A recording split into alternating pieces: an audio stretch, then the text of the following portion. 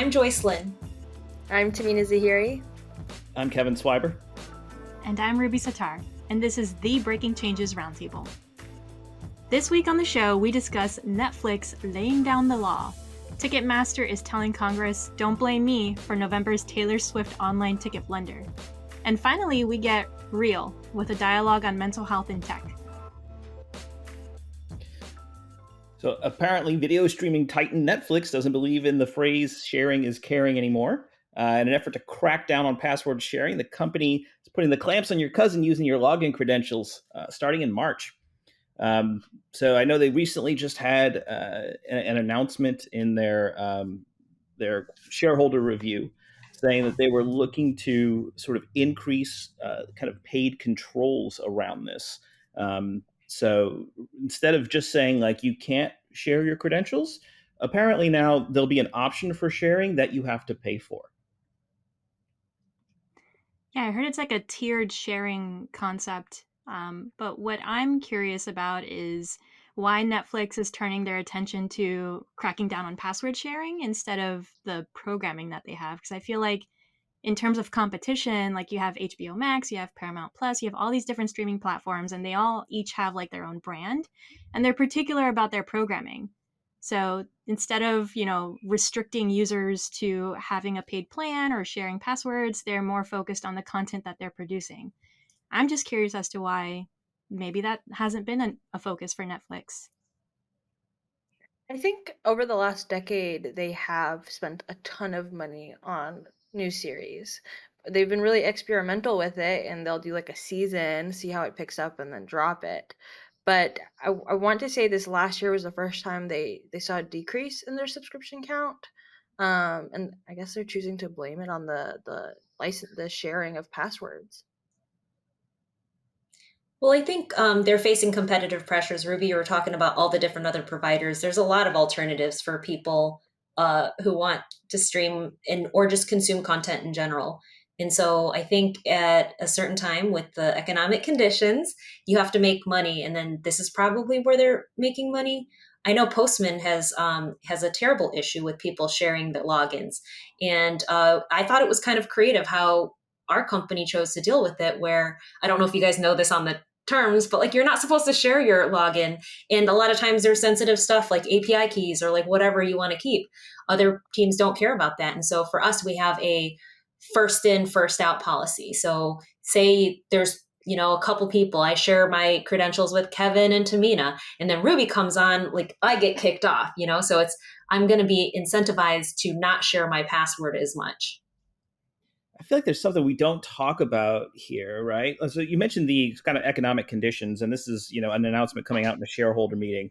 So like, I'm wondering if they're thinking what is our like perceived loss here, and because of the economic conditions, do we have to give the impression that we are doing everything we can to combat those losses? Like the reality is, sharing passwords probably made Netflix streaming as successful as it is today, right? Like the first time you have access to that Netflix stream is probably somebody else's account. And then suddenly maybe you want to sign up for your own subscription. Yeah, I think that with the new ad version of Netflix that just came out this last year, there's going to be a lower entry point as well. And people may be okay with having to pay for multiple streaming sources, especially as they actually can't access them anymore without an account. They'll be IP banning people who log into an account that they're not a household member for, from different locations. So I think that they're trying to monetize a group of people who just haven't been paying anything to support what Netflix has been putting out. But whether or not that works, we're gonna wait and find out. Yeah, Tamina, you mentioned how Netflix is kind of defining households. That's something else that I've been thinking a lot about, and how they're determining what a household is. Because sometimes with my Netflix account, I'm traveling. Like I'm at an Airbnb and I want to log into my Netflix account. Am I going to be kicked out? This is like a user experience that I'm going to have to consider at this point. I read that they have actually already released this in Chile, Costa Rica, and Peru. Um, or I think they've already released it in those countries, and the U.S. is coming towards the end of Q1. And basically, if you do travel, there's a code that you enter to say, "Hey, this is me traveling right now, so I can access my account." They definitely have some technology behind tracking where you're logging in and whether or not you're actually part of that household or not. So when I travel, I have to let my bank know, I have to let Netflix know. It's gonna be a situation then. So easy. I mean, that brings up an interesting privacy concern, right? Like the data they're collecting on us. How much are they collecting? What are they collecting? Like, clearly, they've got an IP address. They can use some GeoIP, database to figure out where we are in the world based on that. But then there's also the device ID, right? And then knowing everyone else who used that device, right? Like Netflix probably knows everyone who's been to the same Airbnb as I have because they've logged into the same device with their account. At what point do we say, hey, actually, you're collecting too much data? From the I very think in beginning. terms of like Netflix, I honestly don't mind how much data they're collecting on me because I feel like they're catering the content that I have to me specifically, which I don't mind. Um, but that is a valid question, I think, that we should be considering because different people have different comfort levels, of course. Ruby's I like, in think case anyone it's from Netflix I is don't watching this, just keep my account the way it is. I love your streaming. Don't change anything. It's like those yearbook comments. Please don't change. I think if it stays in a bubble of what Netflix is recommending me, like if I go to France for a month, would I want it to recommend French movies? Sure, why not? But it for me it goes into at what point are they selling my data to third party advertisers who are like, oh well, she's been watching movies or TV shows related to X, Y, and Z, so we're going to advertise this to her on other platforms to get her to buy additional things. You know what I mean? That at that point, that's where I'm like, don't sell my data, but use it to enhance my experience on your platform, sure, but don't use it to psychologically, influence me to purchase things through other companies. I'd rather you didn't do that. I think it's an interesting evolution. I met somebody who used to work at Netflix that went to go work for Walmart. And I was like, what? Oh, Netflix is such a prestigious tech company, and you're going to go work for Walmart Labs, which isn't unprestigious, but it has a consumer brand, right? Versus a tech brand. And he had something really interesting to say. He said, Netflix used to be a tech company, now it's a content company. They've evolved, right? They used to just be the streaming platform. And now Ruby's talking about all the different content. Tamina's talking about the way they test pilots and stuff. And now Walmart Labs used to be just an ecom, just a retail brick and mortar shop. And now they're experimenting with all sorts of like tech things. So, that's an example of one tech company who has migrated from being known for tech, and then another one that's like now they have a really hot tech brand. I know Bizarre Voice was one that started out as a reviews company and has now turned into a data company. And I think we're going to see that happen more and more often. Data is so valuable. That more organizations are going to turn into data companies and sell our data before we know it. And I think in some sense, locking down on shared accounts is going to support Netflix's data, assets on us, because they can really pinpoint individuals and specific households where it's coming from, because they're going to be tracking it. Well, next up, Congress, Taylor Swift, and her fans all have one anti-hero in common, which is Ticketmaster. Will they be able to shake it off? We're going to discuss this next on Breaking Changes Roundtable. So Congress is united, bipartisan unison on this for the first time in a while, in an effort to break up the love story between Ticketmaster and Live Nation. It all stemmed from a fiasco surrounding fans trying to buy tickets for Taylor Swift's upcoming North American Eras tour, and the tickets were allegedly snatched up by bots, driving up the resale market sometimes to $20,000 a ticket, and causing the website to crash. What do you guys think about this? Have you been keeping track of this legal battle? I think the last time this happened, Ticketmaster said this is never, ever, ever happening again. Did you see what I did there? No. I feel like Ticketmaster is blaming bots like we would 50 Cent for buying out all of Ja Rule's tickets.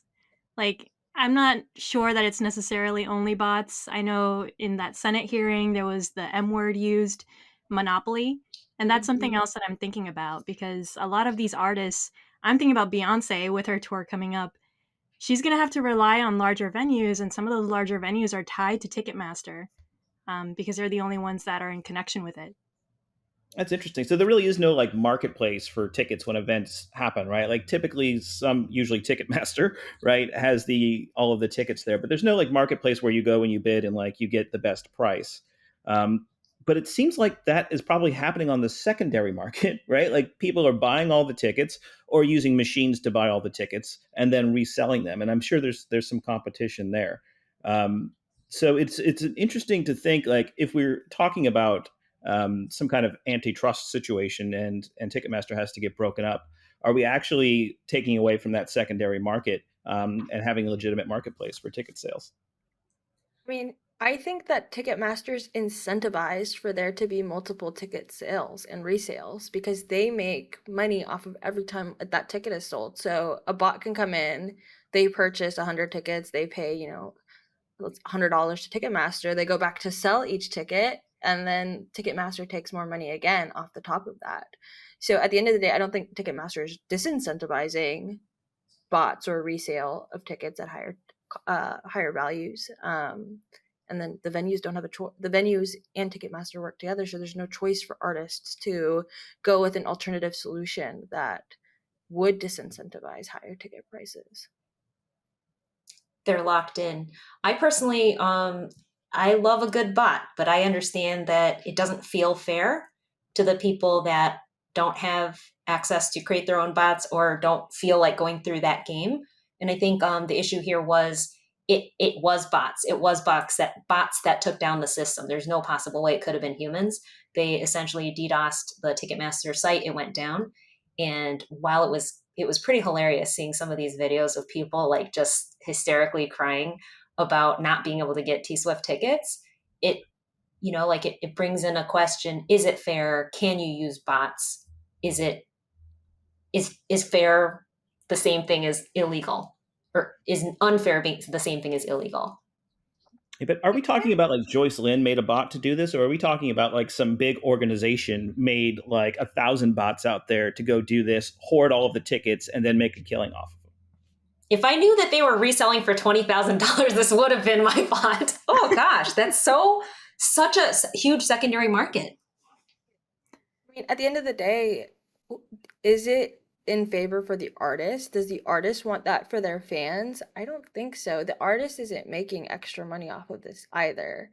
So there is this big secondary market that's not, being managed by the artist, that's not in favor of anyone except the middleman and as well as Ticketmaster. So I mean, I think if artists had a chance, they would work with a venue or a provider that wouldn't allow this to happen. Bots are definitely a part of it, but I don't know that they're the only problem here that should be focused on. Like we mentioned the monopoly earlier, but there's also like a history with Ticketmaster and people being dissatisfied with them because of all of these fees that they have no control of and that are seemingly random. And Ticketmaster is also claiming to have no control over these fees and not be owning any of the setting up of those fees. So that's something else I think that Ticketmaster is struggling with in addition to this bot fiasco. The antitrust, no options. Artists don't have options. Consumers don't have options, and then all roads lead through Ticketmaster. Because Ticketmaster and Live Nation merged together, and so Ticketmaster is the promoter and Live Nation is the venue holder. So having those two be one and the biggest is causing some big issues. So it's interesting to see where it's going to go in a legal place. I mean, even the CEO of SeatGeek, a competitor to Ticketmaster, sat on the seat and made a claim that it's clear that they're just too big right now, and there's no competition for either for them to be, working competitively to support the end user. Yeah. So, I mean, this is on Congress then, right? Like, if we're talking about a monopoly, if we're talking about an antitrust suit, as products mature in the market, they lean towards commodity, they go towards utility, right? Like, how much choice do you have in who provides your electric or gas at your house, right? Like, you really don't. But there's a lot of regulation around that industry as well. These are like, entertainment thing. This is like ticket. Like, I don't need Taylor Swift concerts to live. Maybe I do, but like it's not a necessity for my well-being, I don't think. So I think Congress does have some kind of responsibility to go in there and say, hey, like, you are not allowing for competition in the market. We're seeing like other antitrust cases come out right now, like around Google and their ad tech. So it seems to be something that they're definitely looking at right now, technology companies that may have a monopoly over certain industries. So if the legal part of it is out of our control, I do want to go back to the bots because that's my favorite piece. I've personally, Kevin, you answered earlier, is it a one person making a bot or is it a big conglomerate or company that's creating an army of bots? I personally have created a bot to do something that was very selfish because I knew how to make the bot and I knew how to get the thing. How unethical was that? I wasn't like upsetting Swifty fans. However, people were upset at me. Like, is that unethical? What was the job of your bot? Good question. To snag something when it was first available. Like sneakers? Like I feel That's what like I was there's thinking. a spectrum of. First of all, do you think I'm a sneakerhead, Ruby? I'm so I don't know. flattered. I only ever see this part of Joyce. Yeah, you haven't seen my feet. Yeah, so I am somewhat proud but somewhat ashamed of this, but in California, there's Yosemite camping spots and there's like really good spots. So they open at a certain time and now everyone, they sell out within seconds. They get booked within seconds. So the only way like you can get it besides luck and being like the very first person to push that button is to build a bot. Ethical, unethical, I think it's hard to say because do I think sometimes it might be unfair for some people? Sure, but do I think that it's going to become the norm as we continue barreling down this universe that we're in? Yeah, I don't think it's unethical. I think some people are unhappy about it, but that probably was the case when the first caveman made the first tool, and then the second one, copied him and did the same thing, him or her. Um, so I don't think it's unethical. I just think that yeah, people aren't happy about it. But Okay. do I think that there need to be things in place to mitigate the effects of someone doing it with the intent of monetizing their skill over other people when in the past it was luck based? Yeah, I think we need to start being aware of these things. Well, before anybody else chimes in and disagrees with Tamina that it's totally ethical, let's move on to our next topic and bring it to a more serious topic. We're going to talk about Silicon Valley's pressure cooker next. All right, we're all techies here. So, in an environment that has a mecca of creativity, all night coding sessions, and computers rapidly making human labor obsolete, where do we currently stand when it comes to managing mental health in the fast paced world of tech?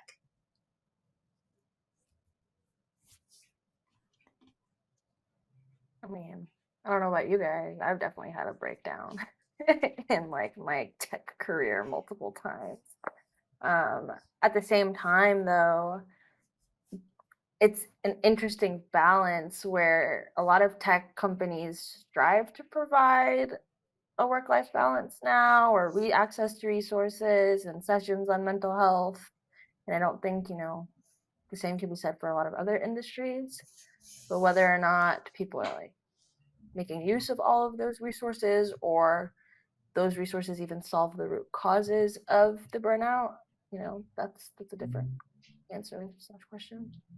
Yeah, I think this is beyond just tech as like a vertical industry, right? I think it is kind of culture in technology teams. If you're just working on some IT team, for an enterprise company, I think a lot of the culture in tech pushes people to overproduce.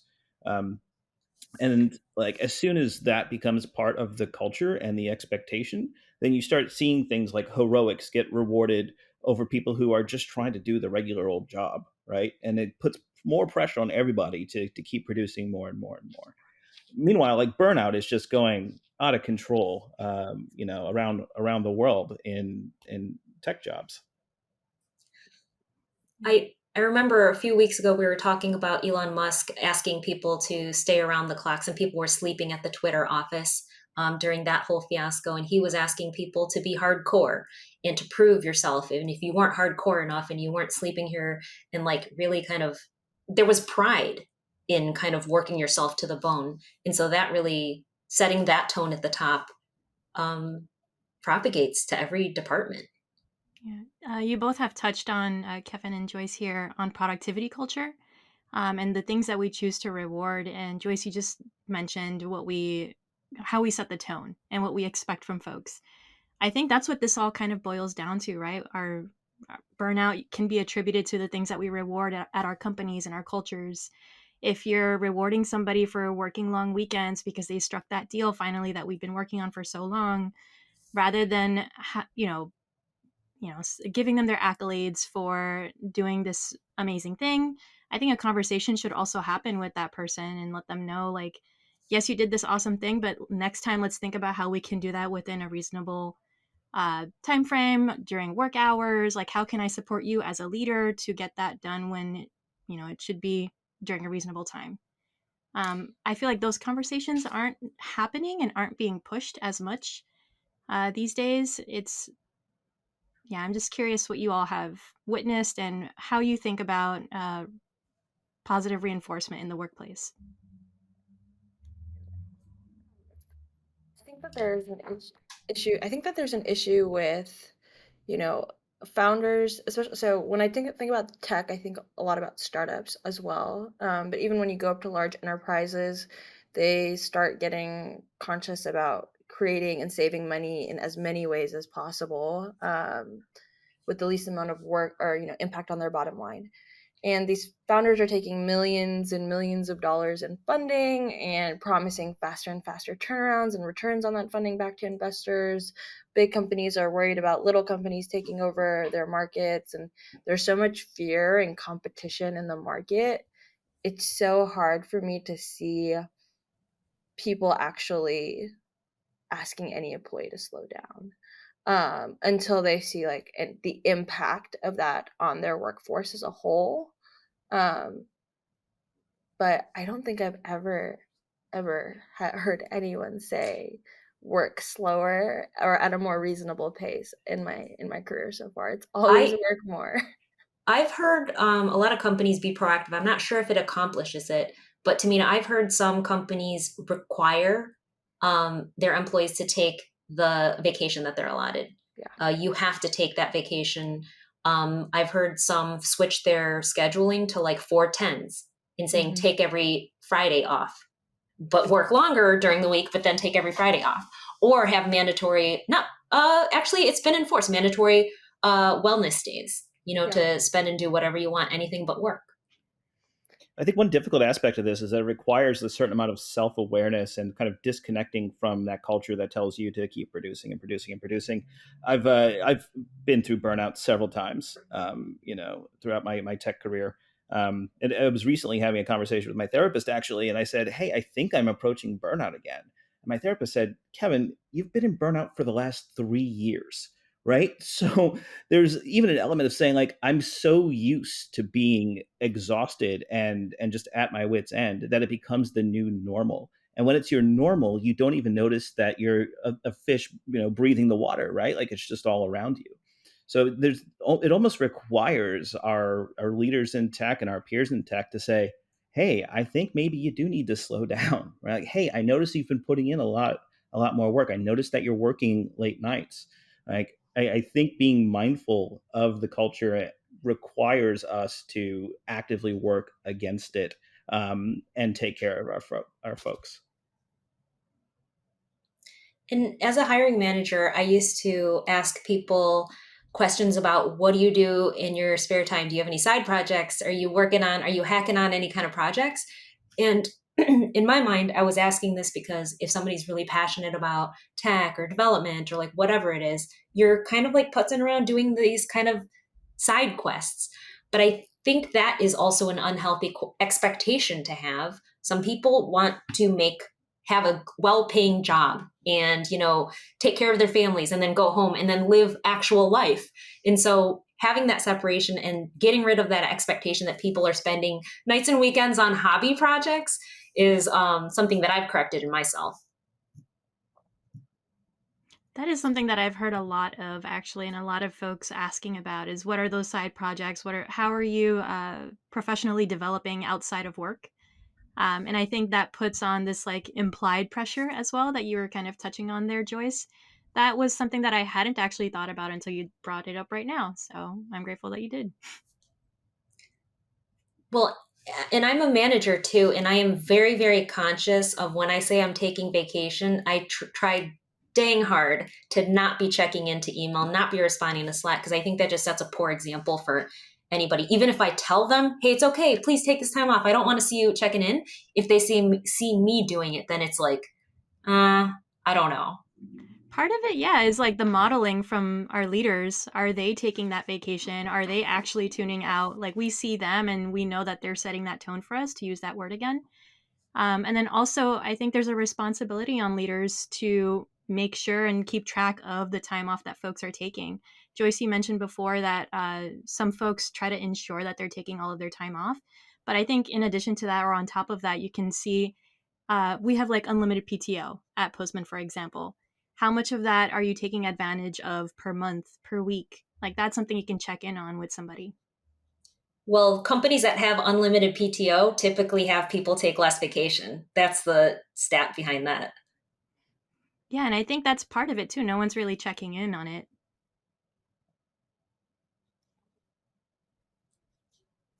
Tamina, I think your audio's not doing well.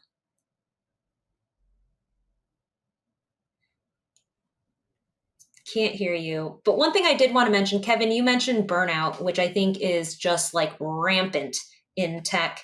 And there still is a stigma around talking about mental health. So, Kevin, you talking about burnout and talking about your therapist and talking about your struggles is huge. One organization that I've heard about is open source mental health, specifically for tech, with resources geared towards developers and other folks with technical roles. Just even talking about it and then kind of like making it a little bit more okay is still not widespread. Like if you talk about burnout, then maybe you're perceived as weak or not hardcore. Well, I guess I won't be working at Twitter because I admitted to having burnout. But um, yeah, I don't know. I think there is we need more honesty in the industry, right? And I think for a lot of people recently who have gone through all these tech layoffs, they're just realizing like, oh, I've been burned out. And it took me getting laid off to realize that I'm no longer in that environment anymore. And perhaps I wasn't, doing the best for my own mental health. Hopefully it doesn't take such a big event for everyone else to get that awareness. But it is definitely something I think we do need to keep paying attention to moving forward. Yeah. I'm glad you all brought up honesty and authenticity. We're going to move on now from this topic. To lighten things up a little bit, we'll be taking our parting shots next on Breaking Changes Roundtable. All right, so let's talk about our favorite childhood cartoon. I'll start. For me, it was The Simpsons. This was an animated series about a family with very interesting characters, but one character that I really connected with was Lisa Simpson. I feel like she always stood her ground. She knew what she stood for, and she never backed down from what she believed in. So that was something I really admired, especially as a child. Joyce, what was your favorite childhood cartoon? Lisa Simpson is a good one. I feel like this is just like a generational, like what generation of cartoon did you grow up with? I loved cartoons. This was a hard one, a good one to think about, but my favorite cartoon character was, well, not the character, but my favorite cartoon was DuckTales. So I was about to say Scrooge McDuck was my favorite. No, no, no, but that was my favorite one. DuckTales. Ooh, that one. Mine was also The Simpsons, Ruby. But I don't know how much I would say The Simpsons was a children's show. And we watched it pretty young when we moved to the US, and my mom had no clue. She was like, oh, it's a cartoon. It must be for children. And then she watched an episode once, and she was like, I'm going to screen these before I let the kids watch them after school. So there were a few we weren't allowed to watch, but I did also really align myself to Lisa. I loved her and found Ooh, two Lisa Bart to be Simpsons. just like my brothers. Yeah.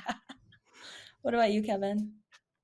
I feel like I have to say DuckTales now just to keep it symmetric. But no, so this is a hard question, I think, and I think it is trying to reveal our generations. I think it's a trick question. So it'll be really telling if I'm like Steamboat Willie, Mickey Mouse, right? you know, but I think probably around the same time as DuckTales, there was a show called Tailspin that was based off of like the Jungle Book characters, like Disney's The Jungle Book. And it was like these characters in modern times having like adventures, so like giant animals with human personas acting through adventures. I'm not sure why that was a favorite of mine necessarily, but good writing. I appreciate good writing. Hopefully it'll come to our favorite streaming network soon. Well, like, comment, and subscribe to Breaking Changes Roundtable, and until next time, cheers.